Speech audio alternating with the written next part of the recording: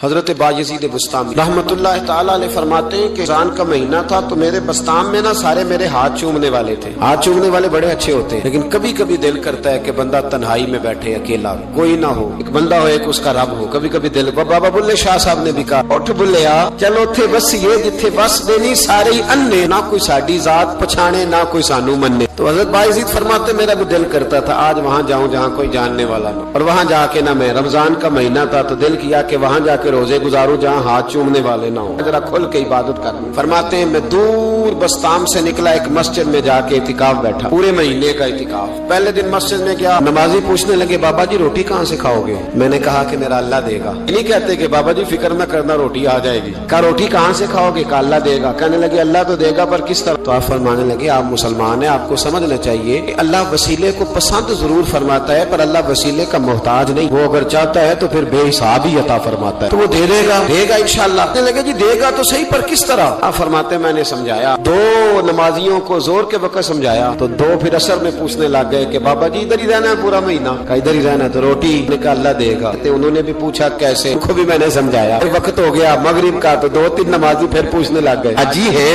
نمازی ہے، صوفی درویش قاری ہے، پر یہ بتا کہ تیرے من کا تعلق بھی جڑا ہوا کہ نہیں؟ تیرے اندر سے آواز بھی توکل علی اللہ کی آتی ہے کہ نہیں؟ یہ بھی تو غور کرنا. حضرت بایزید کہتے ہیں میں تنگ آ گیا. میں نے معلوم کیا کہ یہ ساتھ ہر کس کا ہے؟ بتایا گیا یہودیوں کا ہے. میں نے کسی ذریعے سے ان سے رابطہ کیا یا میں خود چلا گیا. میں نے ان سے رابطہ کر کے کہا کہ تمہارے گھر میں کوئی کام کاج کرنے والی عورتیں تو ہوں گی؟ کہا ہیں. میں مجھ سے پیسے لے لو، بس 2 روٹیاں سویرے مل جائیں سحری میں، 2 شام کو مل جائیں. میں سرکے سے کھاؤں یا کسی چیز سے تناول کروں، 2 روٹیاں مجھے صبح شام پیسے لے لو. ماتے وہ مان گئے. اب میرا دل کرتا تھا کوئی نمازی مجھ سے سوال کرے تو میں ذرا اعلان کر دوں کہ میرا بندوبست ہو گیا ہے، میں ذرا اعلان کر دوں کہ میرا بندوبست. حضرت نے کہہ بھی دیا لا الہ الا اللہ تو کیا حاصل، دل و نگاہ اگر مسلمان نہیں تو کچھ بھی. فرماتے میں ایک نمازی نے اثر میں پوچھ لیا کہ بابا روٹی، تو میں بول پڑا، میں انتظار میں تھا. میں بولا، میں نے کہا نمازیوں، حاجیوں، درویشوں، رمضان کے روزے رکھنے والوں، صائم الدہر قائم اللیل لوگوں، یہ ساتھ میرے پڑوس میں مسجد کے یہودی ہے، میں نے پیسے چکا دیے ہیں، 2 روٹیاں سویرے 2 شام مل جائیں. میں نے اعلان کیا تو نمازی چپ کر گئے. اب 3 دن بیت گئے، کسی نے پوچھا ہی نہیں. اللہ، کسی نے پوچھا نہیں روٹی کہاں سے آئے. حضرت بایزید فرماتے ہیں فجر کا وقت تھا، سر سجدے میں رکھ کے میں کھول کے رویا اور نماز پڑھ کے میں نے نمازیوں سے کہا او نمازیوں آؤ دوبارہ سے کلمہ پڑھے، آؤ پھر سے کہیں لا الہ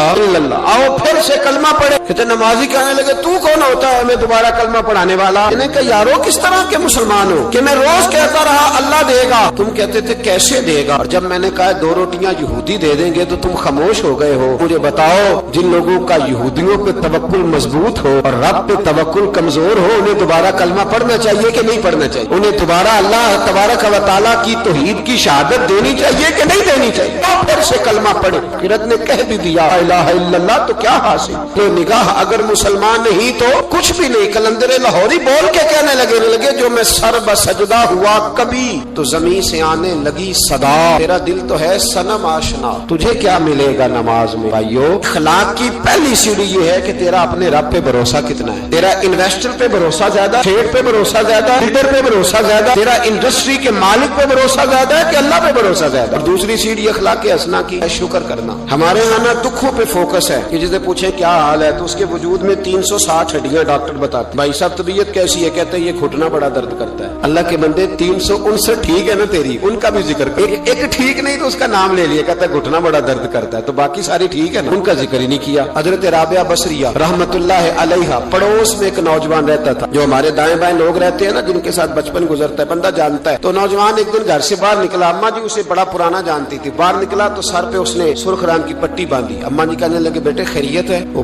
گھر پرانی جو مائیں ہوتی تھی نا وہ جانتی تھی بچہ کس کا ہے، والد کا نام کیا ہے، دادا. بیٹا خیر ہے؟ اماں جی سر میں درد ہو رہی تھی شدید، تو پٹی باندھ لی. تو اماں کہنے لگی بیٹے عمر کتنی ہو گئی؟ لگا 35-40 سال. بیٹے 35-40 سال میں کبھی درد تو نہیں ہوا؟ کہ نہیں. اماں جی فرمانے لگے 40 سال اللہ نے صحت دی، تو نے شکر کی ایک پٹی بھی نہیں باندھی، اور آج درد ہوا ہے تو شکوے کی پٹی فوراً ہی باندھ لی ہے. تاکہ سارے زمانے کو بتاتا پھرے کہ بڑی درد ہے بڑی درد ہے. 40 سال میں کوئی شکر کی پٹی بھی باندھنی, پتہ چلتا کہ تجھے اللہ تعالیٰ کا شکر بھی تیرے پاس. حضرت جناب عیسیٰ علیہ نبینا علیہ الصلوۃ والسلام گزر رہے تھے. ایک شخص زمین پہ لیٹا, اس شخص کی دونوں آنکھیں بھی کوئی نہیں, دونوں پیر بھی نہیں اور دونوں ہاتھ بھی نہیں. لوگ اس کے گرد کھڑے ہیں اور بندہ پتہ کیا کہہ رہا ہے, یا اللہ تیرا شکر, یا اللہ تیرا شکر ہے مالک, الحمدللہ علی کل حال, تیرا شکر شکر. لوگ بڑے حیران دیکھ رہے تھے. تو جناب عیسیٰ علیہ السلام نے پوچھا کس بات پہ حیران ہو؟ کہا حضرت جی حیران ہے کہ بندے کی آنکھیں بھی کوئی نہیں, دونوں ہاتھ کوئی نہیں, دونوں پیر کوئی. ذرا غور کرنا, جس کی ایک انگلی کٹی ہوتی ہے ساری توجہ اسی پہ رکھتا ہے, دونوں ہاتھ ہی نہیں, دونوں پیر ہی کوئی نہیں, آنکھوں سے نابینا, اللہ شکر ہے. لوگ عرض کرنے لگے حضور اس بندے کے حال پر حیران ہے کہ آنکھیں بھی کوئی نہیں, ہاتھ بھی نہیں, پیر بھی, شکر شکر پکار رہا. جناب عیسیٰ قریب گئے اور اس کے کان کے ساتھ منہ لگا کے کہنے لگے کس بات پہ شکر کر رہے ہو؟ ہاتھ ہے نہ پیر ہے نہ آنکھیں ہیں. کہنے لگا حضور کوئی عرض نہیں, ہاتھ نہیں, آنکھیں نہیں, پیر نہیں, بیوی نہیں, بچے نہیں, گھر نہیں, اور شکر ہے اللہ تعالیٰ کا, اس نے مجھے ایمان کی دولت عطا فرمائی ہوئی. حضور میں صاحب ایمان ہوں. شکر کی بات نہیں کہ اتنے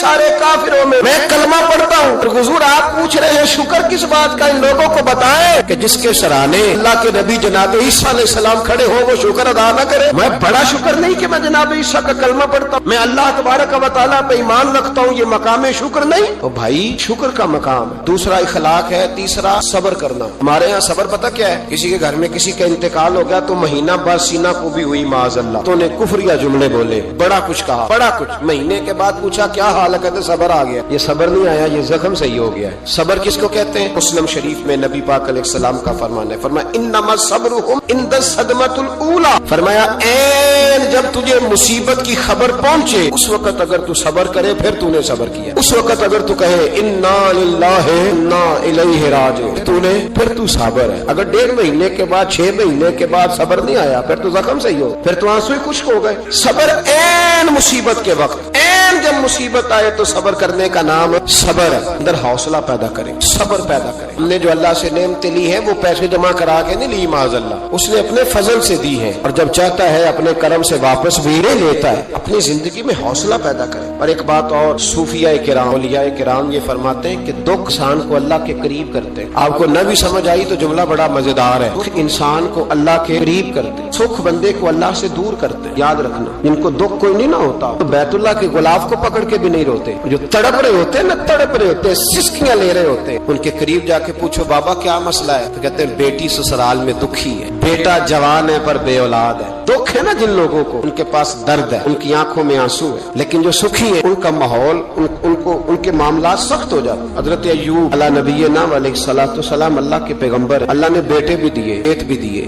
بہت زیادہ جانور بھی دیے, بڑی دولت, بڑا کچھ. رب آزماتا بھی ہے, اس کا نظام ہے, جتنا کو اس کے قریب ہوتا ہے اتنا ہی زیادہ آزماتا ہے. فرشتے عرض کرنے لگے مولا جناب ایوب, اللہ کریم نے فرمایا یہ میرا دوست ہے, ایوب میرا نبی ہے, میرا پیغمبر ہے, میرا دوست ہے. تو فرشتے عرض کرنے لگے مولا جو اس کو اتنا نواز دے اس نے دوست تو بننا ہی ہوتا ہے. ایک روایت میں 7 بیٹے, ایک میں 14 بیٹے, کھیت کھلیان باغ, بڑا کچھ, تو دوست تو بننا ہے. تو رب کریم نے فرمایا جاؤ ازما لو جا کے. کون کہہ رہا ہے یاری تیری سونا تے ازمائشاں تیریاں اگ, اے سونا پرکھیا جاوندا ہی پہلو نال اگاں دے لادا ازما لو. تے آ گئے, دن میں سارے باغ اجڑ گئے, جل گئے کھیت. ایک دن لگا, بننے میں وقت لگتا ہے, اجڑنے میں وقت نہیں لگتا. ایک دن لگا تو جانور ایک بیماری سے سارے مر گئے. جناب ایوب گھر سے باہر نکلے, واپس آئے تو ساری اولاد کی لاشیں پڑی. بڑا مشکل مسئلہ ہے, لیکن زبان پہ ایک ہی لفظ ہے انا للہ انا الیہ راجعون. حضرت ایوب صبر سے, حوصلے سے, اطمینان سے. اس پر بس نہیں, اللہ کے نبی پیغمبر ہاں تو جو 5 نمازیں پڑھتا ہے وہ کہتا ہے مجھے بخار کیسے ہو گیا, حالانکہ میں نمازی ہوں, میں تو روزانہ صبح قرآن شریف کھولتا ہوں, پھر بھی حضرت جی میرے گھر کے اندر بیماری کا کیا لینا دینا. حضرت ایوب بیمار ہو گئے, 1 2 3 4 ہفتے, مہینے, سال نہیں, 16 سال بیت گئے بیمار, 16 سال بیت گئے, 16 سال. حضرت ایوب علیل ہے. ایک دن زوجہ قریب آئیں تو کہنے لگی آپ اللہ کے نبی ہیں, آپ جو بھی دعا کریں مالک قبول فرما لیتا ہے, دعا کریں آپ کو شفا دے دے. جناب ایوب فرمانے لگے ایک بات تو بتا, شفا کتنے دن رہی؟ کہنے لگی 60 سال. میں کھیت کھلیان اولاد مال دولت کتنا عرصہ رہا؟ کہا 60 سال. 60. آپ فرمانے لگے بیماری کو کتنے سال ہوئے؟ کہا 16 سال. فرمانے لگے ذرا مجھے تکلیفیں اور بیماریوں کو بھی 60 سال ہو لینے دے, پھر دعا بھی مانگ لوں گا. برابر تو ہو لے, یہ تو صرف 16 ہوئے, 60 ہو لے دعا مانگ لوں. اور فرمانے لگے دعا مانگنی چاہیے پر میرے رب کو پتا ہے ایوب کس حال میں ہے, بس زبان پہ یہ لفظ آئے تو اللہ نے فرشتوں سے فرمایا تم نے جانچ لیا ہے لیبلوکم ایکم احسن عملا. چل گیا مولا, چل گیا. فرمایا جاؤ اب میرے بندے کو نواز دو. بس बस मालिक दे नियाज है ना। बंजर जमीनें फिर से आबाद हो, फिर से जानवर आ गए, वही लहर बहर हो गई, बेटे भी अल्लाह ने दे दिए, माल दौलत जायदाद हर चीज, घर में बैठे शिफा भी हो गई। हजरत अय्यूब की ज़ौजा करीब बैठी है, सुखों के दिन आ गए, पूछने लगी अय्यूब एक मसला पूछना है। एक बात जहन में आई, इजाजत दे तो दरियाफ्त करूं? फरमाने लगे पूछो। तो ज़ौजा अर्ज करने लगी हुजूर बतलाइए, दुख अच्छे के सुख, दुख अच्छे के सुख। तो जनाब अय्यूब फरमाने लगे दिन सारे अल्लाह के, दिन सारे अल्लाह, दुखी रखे तब भी मेहरबानी, सुखी रखे तब भी फजल उसी के है। पर अगर मेरे दिल का हाल पूछे ना तो दुख बड़े अच्छे थे, बड़े अच्छे थे वो दुख। कहा हुजूर दुख अच्छे थे? जनाब अय्यूब फरमाने लगे जब मैं बीमार था तो मेरा रब 24 घंटे में एक दफा मेरा हाल पूछा करता था। रब पूछता था अय्यूब तेरा क्या हाल है? रब पूछता था, खुदा खुद मीरे मजलिस बू, अल्लाह पूछता था। फरमाते 12 घंटे इस मजे में गुजर जाते थे कि मेरे रब ने मेरा हाल पूछा है। 12 घंटे इस कैफ में बीत जाते कि अल्लाह ने हाल पूछा। फरमाया अगले 12 घंटे में इंतजार करता रहता था कि रब दोबारा कब हाल पूछेगा। फरमाया 24 घंटे में एक दफा पूछता था। दो बार उम्र दराज मांग के लाए थे 4 दिन, 2 आरज़ू में कट गए तो इंतजार में। तो फरमाते हैं बस ये इस तरह हाल गुजर जाता था। फरमाने लगे शिफा तो हो गई, सेहत तो हो गई, खेत खलियान तो हो गए, पर अब मेरा रब मेरा हाल तो नहीं ना पूछता। सब्र करना सीखे, हौसला पैदा करें। छोटी छोटी बातों पे, छोटे छोटे मामलात पे रोने लगना और छोटी छोटी चीजों को आड़ बनाकर नाशुक्री कर, सब्र पैदा करें।